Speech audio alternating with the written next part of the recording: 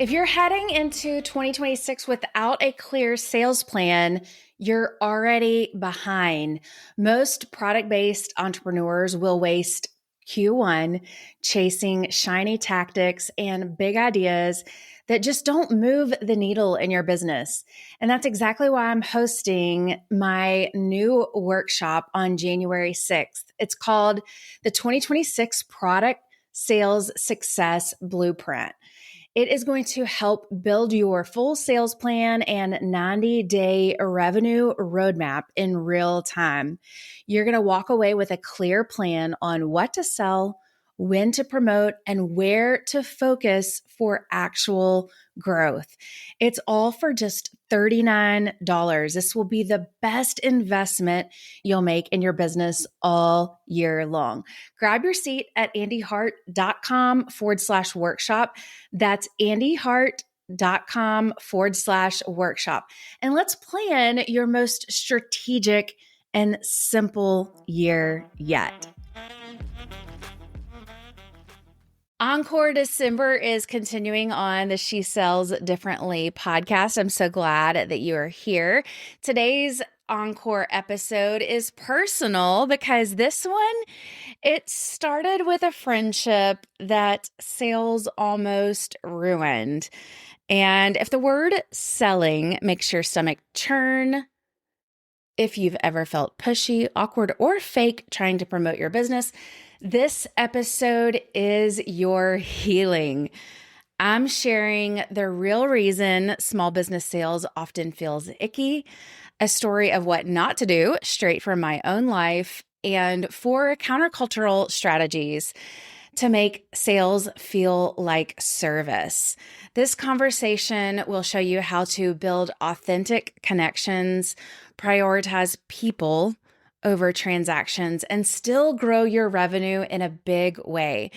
This is one of the most listened to episodes of the year for a reason. Enjoy, my friends, and Merry Christmas from my family to yours. Hi, friends. Welcome to She Sells Differently, the show for aspiring women entrepreneurs looking to overcome the fear of selling and grow thriving businesses from a place of authenticity and confidence. I'm Andy Hart, and it wasn't all that long ago that I was a sales executive for a Fortune 500 company. But I knew in my heart that I was called to use my gifts for something more, something different. That's exactly why I created the She Sells Differently podcast. Each episode is going to deliver you business strategies, tools, and mindset shifts to help set you and your brand apart from our culture's expectations. It's time to elevate your sales and build a profitable, sustainable business you're proud of, one built on integrity, grace, and humility. It's time to learn how to sell differently. True story. This happened to me about 15 years ago. I had some very dear friends of mine, and they invited me over to their house to have dinner with them one Friday night. Now, they had not been married for very long, and they said, Andy, we know you have been overloaded with a full-time course of grad school classes, and you're working full-time. Come over, let's catch up, and we have some big news that we want to share with you. Well, I just knew that they wanted to let me know that they were expecting. And so I cleared my Friday night because I wanted to be there to celebrate with them. And so I show up, and I was a bit surprised that there were about 20 other people there, because the way that they made it sound, they were having me over for dinner, but no big deal, right? Maybe this was a big party announcement. But I was a bit naive because my stomach dropped when we were all ushered into the living room for an hour-long sales presentation on a new travel venture company that they had just joined. Surprise, Their new baby was a small business that they wanted everyone in attendance to sign up for as well. And to add fuel to the fire, they actually went around the room and asked each of us individually if we were going to sign up and join right then and there. What was holding us back? Of course, I mentioned my full schedule of MBA classes, my full time job, and they continued to push back on me. And needless to say, I skipped dinner and hightailed it out of there. Let's be real. Unfortunately, our friendship really hasn't been the same since because I felt misled. I felt that friends that I thought knew me well really didn't understand me at all. I felt that my needs and my desires and my goals were not really considered, and that they were more concerned with growing their business and simply making a sale rather than really understanding and caring about my own goals and desires. This is where sales really feels icky. It's where sales gets a bad reputation. And I venture to guess that you have had a similar experience in your life, whether it was with friends trying to sell you something, or maybe in your daily routine out shopping, or perhaps you were looking to join a coaching program online and it has probably affected the way that you show up in your small business as well. It's probably also affected your bottom line for your business and the way that you sell. Maybe it's made you feel uncomfortable in the way that you talk about your products or services. And really, as women entrepreneurs, we struggle with talking about our products and our services, and we struggle with being bold and courageous enough to share that with the world. But I firmly believe that when you have a product or a service that serves people well and brings them value, you owe it to yourself and you owe it to others to share about it. So, the first strategy is to always have in mind to prioritize the person over the sale. And what this means is to be confident enough to allow the person to walk away from the sale. Now, I know that you always hear to never let a prospect walk away from the sale.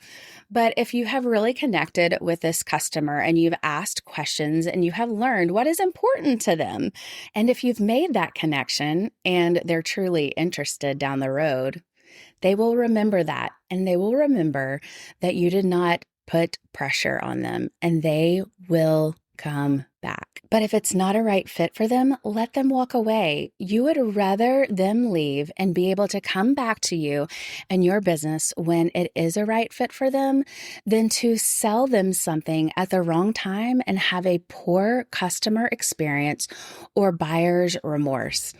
I can't tell you how many times I have talked a customer out of purchasing a course or a product for me, knowing that they were not ready or that they were not confident in their decision. In fact, many times that reverse psychology of talking them out of your product or your service and allowing them to walk away is just what they need to come back to you down the road.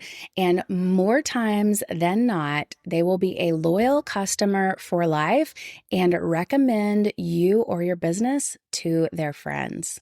So prioritizing the person over the sale.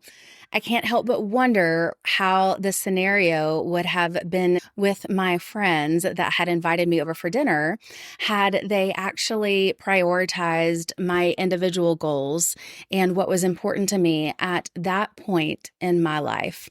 Had they shared their excitement over their small business venture, but also said to me, Andy, we realize that you are in the middle of a busy season, and this is probably not right for you right now, but we just wanted to share with you because we're excited and we can't help but being excited about our new venture. And I probably would have been so excited with them and sat and listened and been a part of the evening. And I may have even recommended several different friends that might have been a good fit in that season for their lives. It would have been a completely different scenario, and they may have even gained a couple of extra customers that evening. Instead, they lost a potential customer down the road and a really good referral network. Prioritize the person over the sale. My second strategy is to prioritize the customer experience. And before you say, Andy, I have heard that before, that's common sense. I want to give you a little bit of a twist on this one. We always hear serve before you sell. And I agree wholeheartedly with that. But I want to challenge you to continue serving your customers long after you make a sale. I want you to get scrappy with creating lasting value for your clients long after you have moved on from working with them. Now, this doesn't mean that you give away things for free, but it does mean that you create a loyal customer base that continues to keep those clients coming back for more. It costs a lot less to keep clients than to continue to find new ones. And I recently heard it said that creating continual value for your paying customers keeps them loyal and happy. And I agree. A customer experience doesn't necessarily mean fixing things when they go wrong, and they will. Although that is a part of it, it simply means creating an overall fantastic experience and working with your brand. When someone signs up to work with you or when they buy your product, it's not just leaving that experience when you close the sale. Let me give you a real life example from my own experience. I was in a mastermind with a coach a couple of years ago. And what I found interesting about this business coach is that long after the mastermind was over, I have still stayed in contact with him. He still serves me so well by reaching out through Facebook and sending me interesting articles or tidbits about my business that are very relevant to me as an individual and about my specific industry. And he is always looking for ways to help me and ways to serve me. And it really, truly is a real life example of prioritizing the customer experience and serving his clients long after the mastermind was over and creating a value long after he closed the sale. Prioritizing the customer experience. My third strategy for learning to sell differently is to prioritize the long-term vision. Now, what do I mean by long-term vision? Truly successful salespeople have loyal customers for life, and I have mentioned this earlier, but they don't just focus on the here and now. They aren't afraid to lose small battles because they know that the goodwill that they build from those small battles will help them win their ultimate long-term goals. Let me give you an example from my own business. I own a candle company and I wholesale to hundreds of retailers across North America. I was negotiating with a retailer in another state, and they were interested in carrying my candles on their shelves. And the owner expressed some concern about the pricing being a little bit higher than another competitor.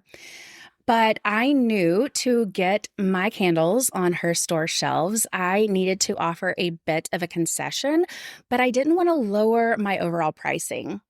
So I offered her free shipping on her first order and an additional case of candles at zero charge. The boutique owner felt seen, she felt heard, and she felt like she had won something. So, negotiating something in her favor.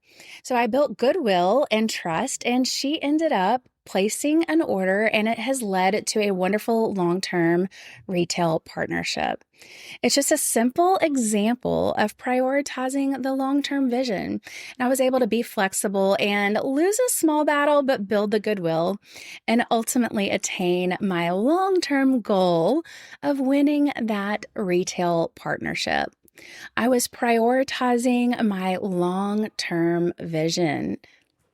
And last, and this is certainly not least, but maybe the most important, is prioritizing community over competition. This might be the hardest for us as humans, us as business owners, but it's my favorite because how often do we see each other completely talking down about our competition? But what would it look like if we actually built up and celebrated our competition? What would it look like if we actually collaborated together and we actually championed each other? And we remembered that there is room for everyone. Don't let someone else scare you off. Get creative and get scrappy because God created you perfectly gifted with unique qualities that only you possess. And if a customer mentions a competitor, celebrate. Cheer them on, build them up instead of tearing them down, because I promise you will look much better in the long run. And it is so very countercultural to do this. But if you are focused on building them up instead of tearing them down, you will only make your own brand look better. Now, this isn't to say that you can't highlight your own product or your own services' unique qualities. Absolutely. But you need to get creative and think, how can I lean on my unique talents and my unique gifts to stand out in the marketplace? If I had $1 every time I have heard about a saturated market, especially being in the candle industry, I laugh every time I hear this statement. It can be the most saturated marketplace, but you can still create a space in the marketplace. Whatever industry you're in, you can still get creative, find your niche, and have a wildly profitable and thriving business. So there you have it, my 4 countercultural small business sales strategies. Prioritizing the person over the sale, prioritizing the customer experience, the long-term vision, and then prioritizing community over competition. I hope and pray that you start implementing at least one of these practices into your everyday business life in the near future, and I would love to hear about it. There is a link in the show notes that you can send me fan mail and let me know. I would love to share about it on the next podcast episode. So feel free to click that link and share. And that is a wrap on today's episode. I will have a brand new episode of the She Sells Differently podcast for you next Wednesday. Until then, I'm cheering you on.